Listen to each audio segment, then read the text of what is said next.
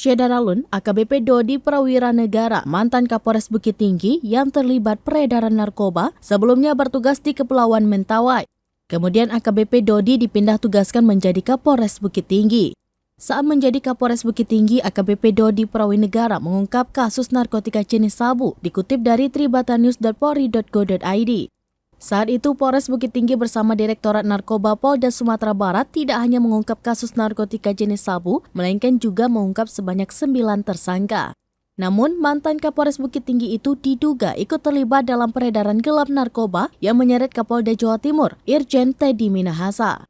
Berawal dari laporan masyarakat peredaran gelap narkoba yang diungkap oleh Polda Metro Jaya, terdapat 3 orang warga sipil dan 2 anggota Polri berpangkat Bribka dan Kompol yang diamankan oleh penyidik. Kemudian penyidik melakukan pengembangan kasus kepada seorang pengedar. Berdasarkan hasil pemeriksaan yang diterima Tribunnews.com, sebanyak 5 kg barang bukti sabu diganti dengan tawas. Adapun penyisian barang bukti itu dilakukan oleh Kapolres Bukit Tinggi, AKBP Dodi Prawiranegara.